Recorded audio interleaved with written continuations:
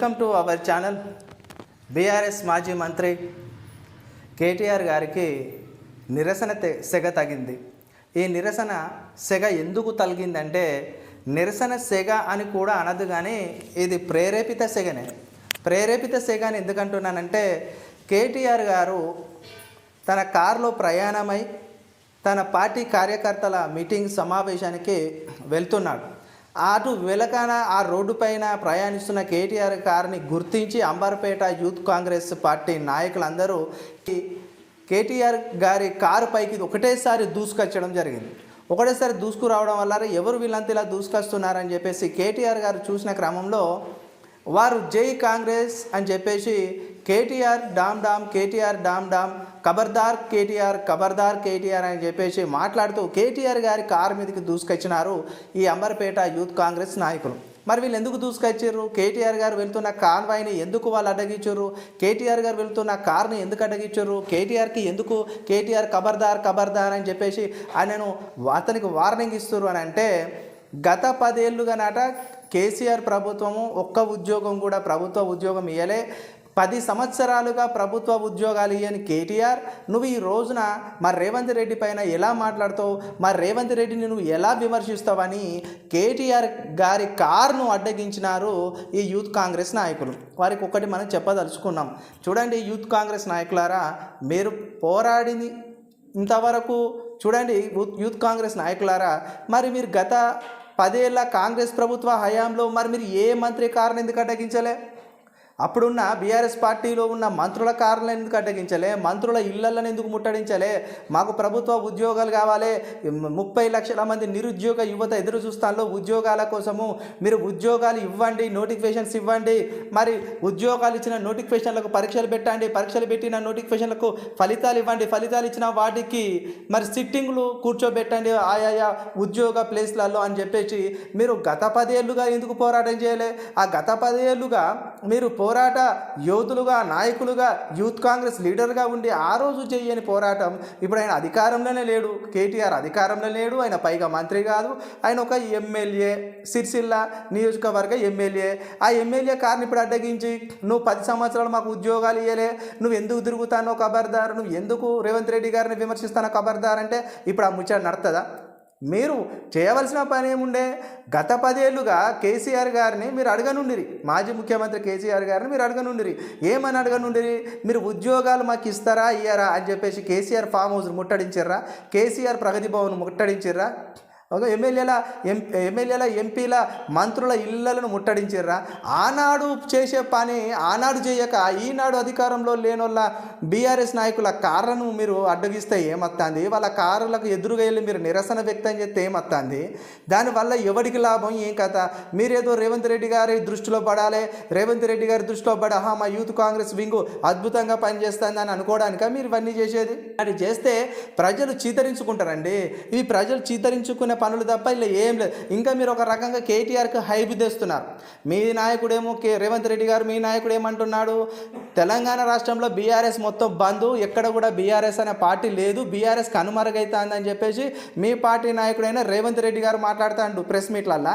మీరేమో ఈ బీఆర్ఎస్ మాజీ మంత్రులకు, ఎమ్మెల్యేలకు, మినిస్టర్స్కి, మాజీ మినిస్టర్స్కి అందరికీ మీరు ఇంకా పేరు తీయడానికి, వారిని నిత్యం వార్తలు ఉండడానికి వాళ్ళ పోతున్న వాళ్ళ కార్లపైకి మీరు దూసుకెళ్ళి మీరు నిరసన చేస్తా అంటే ఇక వాళ్ళు పేపర్లు వస్తారు, వాళ్ళు యూట్యూబ్లలో వస్తారు, మెయిన్ స్ట్రీమ్ మీడియాలలో వస్తారు. ఇంకా వాళ్ళకు ఇంకా పలుకుబడి పెరుగుతుంది, వాళ్ళ మీద ప్రజలకు సింపతి పెరుగుతుంది. మళ్ళీ వాళ్ళు మంచి పేరు తెచ్చుకొని మళ్ళీ ప్రభుత్వంలోకి రావాల్సిన పరిస్థితులు ఏర్పడతాయి. మీ నాయకుడు చెప్పింది మీరు పాటించకుండా మీ ముఖ్యమంత్రి గారు, మీ టీపీసీసీ ప్రెసిడెంట్ గారు రేవంత్ రెడ్డి గారేమో బీఆర్ఎస్ పని అయిపోయింది, బీఆర్ఎస్ ముడిచిన ముల్లే, బీఆర్ఎస్ అనేది ఈ రాష్ట్రంలో లేదు అని చెప్పేసి ఏమో నిన్నటి రోజున ప్రెస్ మీట్లో ఒక విలేకరు అడిగిన ప్రశ్నకు సమాధానం చెప్తాను. అదేవిధంగా కేటీఆర్ గురించి, కేటీఆర్ అమెరికాకు వెళ్ళిండట కదా, కేటీఆర్ అన్ని చదువుకొని అమెరికా వెళ్ళిండట కదా రేవంత్ రెడ్డి గారు, మీరు అన్నారు కదా మళ్ళీ రేవంత్ రెడ్డి గారు కేటీఆర్ తిరిగి వచ్చిండు అని చెప్పి రేవంత్ రెడ్డి గారు అంటారు కదా. రేవంత్ రెడ్డి గారికి ఒక విలేకరి క్వశ్చన్ ఇస్తే రేవంత్ రెడ్డి గారు అంటారు కదా కేటీఆర్ పైన, అరే ముల్లే ముట్ట చదువుకొని పెయిండ్ అనుకున్నాం మేము, మళ్ళీ తిరిగి వచ్చిండు. అయ్యాల ఎందుకు తిరిగి వచ్చిండు? నేను అయ్యాల రోజున మాట్లాడితే నా మాటలు విని మళ్ళీ తిరిగొచ్చిండు అమెరికా నుండి. అయినా కేటీఆర్ గురించి మాట్లాడతారా ఎవరైనా? ఒకండి ఇక కేటీఆర్ కూడా మాట్లాడాల్సిన అవసరం ఉన్నదా? నేనైతే కేటీఆర్ గురించి మాట్లాడదలుచుకోలే, నేను మాట్లాడవలసినంత వ్యక్తి కాదాయన అని ఈజీగా కేటీఆర్ తీసేస్తాడు మన రేవంత్ రెడ్డి గారు. రేవంత్ రెడ్డి గారు నిజం చెప్తానా, మీరు కేటీఆర్ అంత నాలెడ్జ్ ఉంటుందా అండి మీకు? కేటీఆర్ అంత నాలెడ్జ్ ఎందులో మీరు మాట్లాడతారు? మీకు వాకచాతుర్యం ఉన్నది, మీకు వాగ్దాటి పార్టీమా ఉన్నది, మీరు ఇష్టంగా ఏదంటే అది మాట్లాడగలుగుతారు. కానీ కేటీఆర్ లాంటి నాలెడ్జ్ మీకు ఉన్నదా? కేటీఆర్ ఎన్ని స్టార్టర్ ఆఫ్ కంపెనీలు తెచ్చిండు, ఎన్ని దేశాలు తిరిగిండు, ఎన్ని పెట్టుబడులు తెచ్చిండు ఐటీ రంగ ఫార్మసీ రంగాలల్లో. మీరు ఒకసారి నెంబర్ వేసుకోండి. మీ మంత్రి మండలిలో ఉన్న మీ వివిధ శాఖలల్లో సెక్రటరీలకి వెళ్ళి ఫైల్స్ తెప్పించుకోండి. గత ప్రభుత్వం తీసుకొచ్చిన పాలసీలనే ఐటీ పాలసీ ఏ విధంగా ఉన్నది. ఐటీ పాలసీ 2015 సంవత్సరం తీసుకొస్తే ఐటీ పాలసీని 2015 టు 2020 సంవత్సరం వరకు ఎంత గొప్పగా ఇంప్లిమెంటేషన్ చేసిండు, ఎన్ని ఐటీ స్టార్టప్లు అంకురప్ సంస్థలు వచ్చినాయో మీరు ఒకసారి తెలుసుకోండి. ఆ కేటీఆర్ నువ్వు తీసేస్తే ప్రజలు తీసేస్తారా? ఆయనకున్న ఫ్యాన్స్ ఫాలోయింగ్ ఆయనకుంటుంది, ఆయనకున్న ప్రజాదరణ ఆయనకుంటుంది, ఆయనకున్న పార్టీలో అతనికి వేటు ఉంటుంది. ఆయనకి ఏం లేనిదే జిహెచ్ఎంసీ పరిధిలోని 32 ఎమ్మెల్యేల సీట్లను గెలిపించుకున్నాడా కేటీఆర్ గారు? కేటీఆర్ గారి గురించి అంత సింపుల్గా తీసేయద్దు, మీరు మాట్లాడదు అట్లా. ఎందుకంటే మీరు ఒక పెద్ద సీఎం స్థాయిలో ఉన్న వ్యక్తులు, ఎవరిని కూడా వారి వ్యక్తిగతంగా అగౌరవపరచద్దు, కించపరచద్దు, వారి స్థాయిని తగ్గించే విధంగా అస్సలే మాట్లాడద్దు. అది ఎవరికీ మంచిది కాదు. రేవంత్ రెడ్డి గారు, మీరు ముందుగా మీ యూత్ కాంగ్రెస్ నాయకులకు చెప్పుకోండి, అలాంటి చేయకని చెప్పండి. కేటీఆర్ గారిని ఇబ్బంది పెట్టడానికి మీరు చేస్తున్నారనుకుంటే అది పొరపాటే, కానీ ఇది ప్రజలకు వేరే విధంగా కోణంలో కనిపిస్తుంది. ఎందుకంటే ప్రజలు ఏమనుకుంటారంటే బీఆర్ఎస్ నాయకులను, ఎక్స్ మినిస్టర్లను, అదేవిధంగా బీఆర్ఎస్ అధినేత మాజీ మంత్రి కేసీఆర్ గారిని కూడా ఈ తెలంగాణ రాష్ట్రంలో తిరగనిస్తలేరు అని ఒకసారి మీ ప్రభుత్వం మీద బురద జల్లితే మీకు అది ఎంత నష్టానికి వాటిల్తుంది. తెలంగాణ రాష్ట్రాన్ని తెచ్చి తెలంగాణ రాష్ట్రాన్ని ఇచ్చి తెలంగాణ రాష్ట్రాన్ని ఏర్పరిచి తెలంగాణ రాష్ట్రంలో ప్రాతినిధ్యం అన్ని సదిరి తెలంగాణ రాష్ట్రాన్ని చక్కది పెట్టిన కేసీఆర్నే బిడ్డ కేసీఆర్ నేను తెలంగాణలో తిరగనీయమని చెప్పేసి కోమటిరెడ్డి వెంకటరెడ్డి బ్రదర్ అంటాడు. ఆయన ఏమన్నాడు? కేసీఆర్ గారు ఒక సెంటిమెంట్ రగిలించండి. ఆయన కేసీఆర్ను తిరగద్దు తెలంగాణ అంటారు, తెలంగాణ తెచ్చిన బిడ్డనే తెలంగాణలో తిరగనియారా, నా పానం తీస్తారా, నన్ను చంపుతారా అని చెప్పేసి నల్గొండ సభలో అన్నాడు. ఆ మాటలు ఎంతో కదిలిచ్చేసినాయి, తెలంగాణ ప్రజల్ని కదిలిచ్చేసినాయి. అరే నిజమే కదా, తెలంగాణ రాష్ట్రాన్ని తీసుకురావడానికే తన పానాన్ని అడ్డుగా పెట్టి చావు నోట్లో తలకాయ పెట్టి బ్రతికి బయటకు వచ్చి తెలంగాణ పట్టుకొచ్చి ఢిల్లీ మెడలో వంచి సోనియా గాంధీని ఒప్పించి తెలంగాణ రాష్ట్రంతో పాటు ఇంతకుముందు ఉన్న 28 రాష్ట్రాలన్నిటిని కూడా అన్ని రాష్ట్రాలు ఒప్పించి ఎంపీలను ఒప్పించి సోనియా గాంధీ మరి తెలంగాణ రాష్ట్రం ఇస్తే కేసీఆర్ గారు కేసీఆర్ తీసుకొచ్చిన తెలంగాణ రాష్ట్రాన్ని తిరగనియారా అని చెప్పేసి చాలామంది మాట్లాడుకున్నారు. ఇలాంటివి మాట్లాడకండి, ఇలాంటి పెడార్థాలు, ఇలాంటి పిచ్చి పిచ్చి మాటలు మాట్లాడి తెలంగాణ ప్రజల్ని, తెలంగాణ సమాజాన్ని తప్పుదోవ పట్టియకండి. ఎటు చేసి ఇప్పుడు కేటీఆర్ గారు అలా వెళ్తుంటే ఆయన మీదకి అలా దూసుకురావడం ఇంతవరకు సబాబాది. తెలంగాణ రాష్ట్రం మన అందరిది, తిరిగే స్వేచ్ఛ అందరికీ ఉన్నది, మాట్లాడే స్వేచ్ఛ అందరికీ ఉన్నది. ప్రతి ఒక్కరూ తెలంగాణ బిడ్డలు, తెలంగాణ పౌరులే.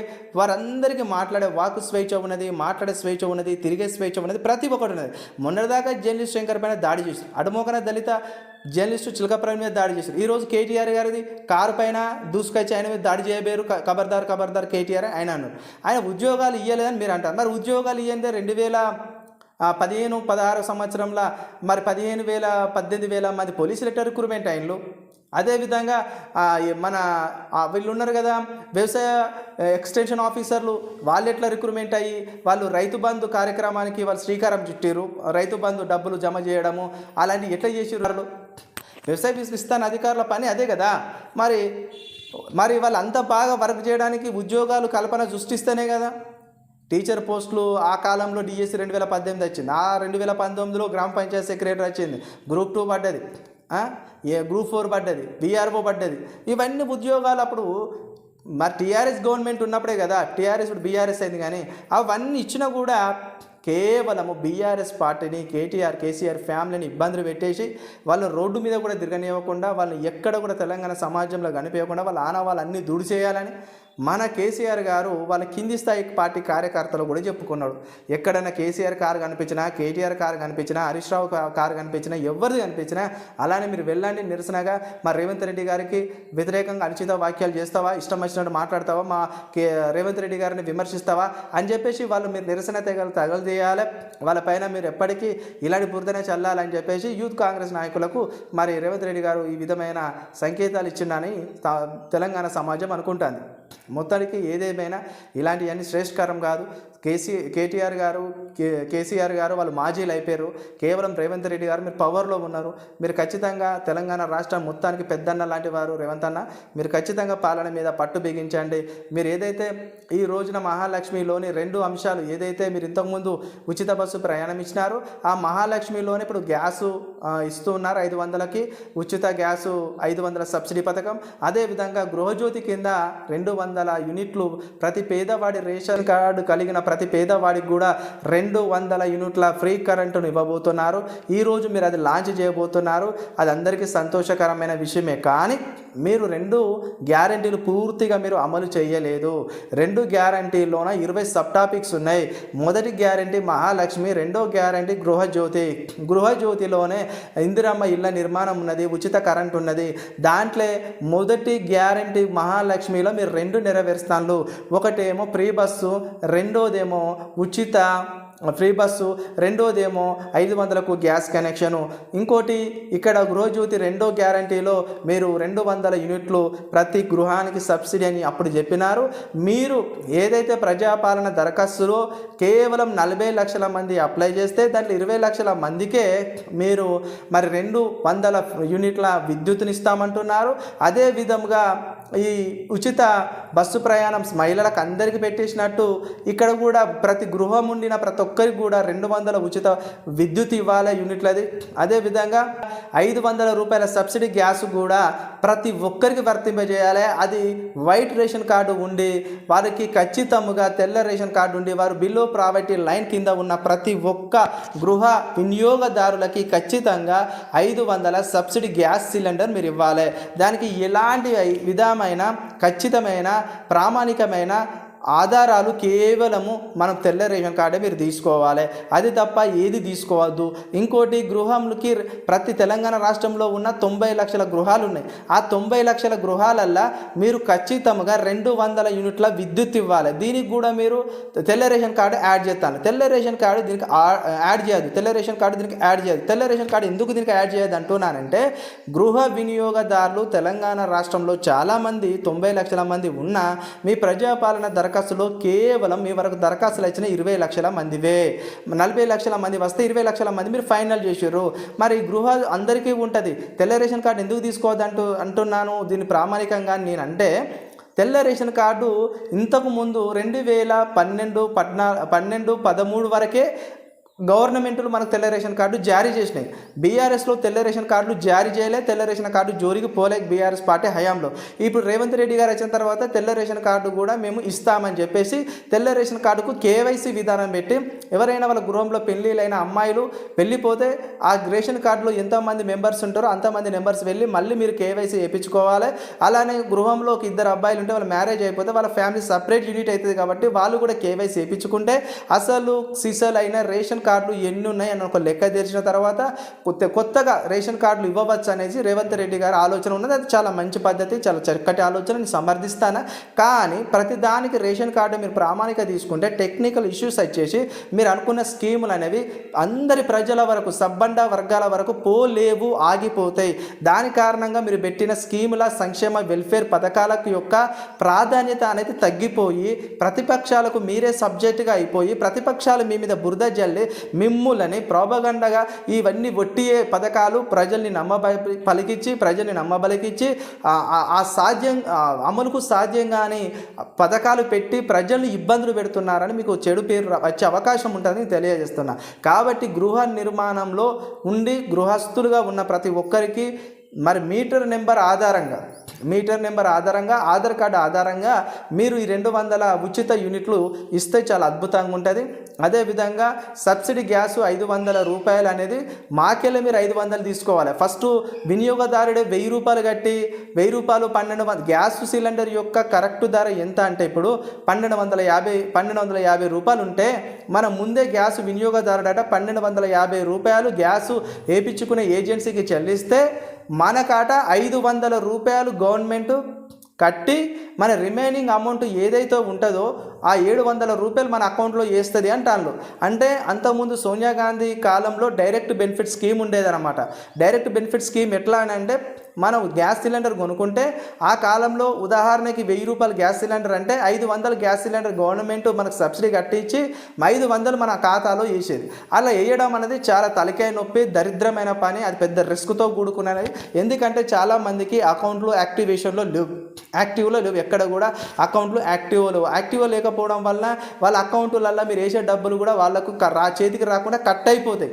కనీసం నిల్వలో ఆ బ్యాంక్ అకౌంట్లో లేని కారణంగా డబ్బులు కట్ అయిపోయి పాపం మహిళలకు ఇబ్బంది అవుతుంది. కాబట్టి మీరు ఫస్టే 500కే తీసుకోండి. ఎవరు తీసుకున్నాడో వాళ్ళ ఆధార్ కార్డు బేస్న మీరు గ్యాస్ ఏజెన్సీలకు డబ్బులు చెల్లించుకోండి, ఈజీ అయిపోతుంది.